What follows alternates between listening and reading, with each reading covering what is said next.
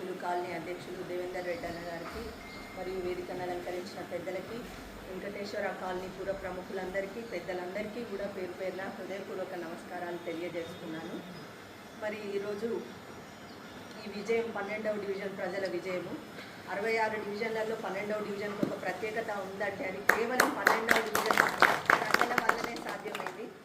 మీ అందరి 12వ డివిజన్ ప్రజల సహకారంతో ఈరోజు నేను ఇక్కడ నిలబడి మాట్లాడుతున్నానంటే అది 12వ డివిజన్ ప్రజల ఆశీర్వాదం అనే నేను చెప్పగలుగుతా. సో ఎక్కడ పోయినా కానీ అంటే ఈ విజయం ప్రజా విజయం అంటే ఒక వ్యక్తిని మళ్ళీ గెలిపిస్తున్నారంటే వారి సేవలను చూసి వాళ్ళు అంటే ఏ విధంగా ముందుకు పోతారు, వాళ్ళు ఒక సేవాభావంతో. ఇందాక శ్రీనాథ్ అన్నారు అధిక మెజారిటీ అని గర్వం ఎప్పుడు లేదన్నా, అది ఎప్పుడు రాదు కూడా. ఎందుకంటే మొదటిసారిగా నేను రాత్రికి రాత్రి పాలిటిక్స్లోకి రాలేదు, రాత్రికి రాత్రి టికెట్ రాలేదు. మొదటిసారిగా నేను కార్పొరేటర్ గెలవడానికి ముందు 18 ఏళ్ళ అండర్ గ్రౌండ్ కృషి ఉంది నా భర్తది. ఫీల్డ్ మీద 18 సంవత్సరాలు మేము కష్టపడి ఇటుక పేర్చుకుంటే మొదటిసారి కార్పొరేటర్ అయిన అంత ఈజీగా రాలేదన్న గెలుపు. చాలా కష్టపడి చేసి అదొక అదిగా చెప్తున్నా కదా, ఇటుక పేర్చుకొని చేసుకుంటే ఆ గెలుపు సాధ్యమైంది.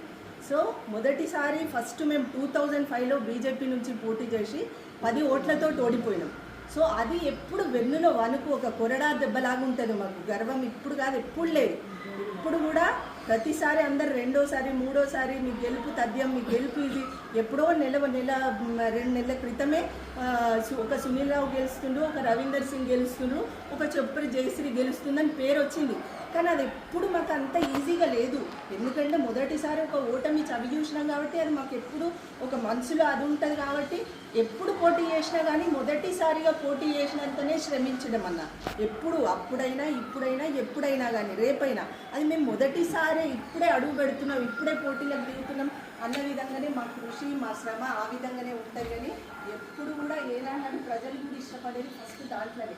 నేను ఎక్కడ మొదటిసారి గెలిచినప్పుడు ఎట్లున్నానో ఇప్పుడు గెలిచినప్పుడు అందరూ అప్పులు వేసుకున్నారంటే కేవలం ఆ విషయంలోనే. మేము టౌన్ టు వచ్చినాం కాబట్టి అది అట్లనే ఉంటుంది. ఎక్కడ నిలవాళ్ళు ఎక్కడ నెగ్గాలో అది మా ఏదైనా మా యాటిట్యూడే అంత. ఏదో వచ్చి మన మీద షో చేసి 5 ఏళ్ళు షో చేసి 5 ఏళ్ళు సంపాదించుకున్న పోవాలన్న భావననైతే మరి కాదు. కేవలం మాకు వేరే వ్యాపారాలు లేవు, వేరే వ్యాపకాలు లేవు. ప్రజాసేవయే మా ధ్యేయంగా మేము ముందుకు పోతున్నాం. మేము ఇంతటితో ఆగాలని కూడా లేదు. ఇంకా మీ అందరి ఆశీర్వాదంతో ప్రజల ఆశీర్వాదంతో ముందుకు పోవాలని ఒక సంకల్పంతో మేము ముందుకు వెళ్తున్నాం. కాబట్టి మరి ఎప్పుడు కూడా ఏదో అక్కడి వరకు అనేసి అట్లా ఉండదు. సో దానికి కొంచెం నేను వివరణ ఇచ్చుకోవాల్సి వచ్చింది. ఈరోజు ప్రతి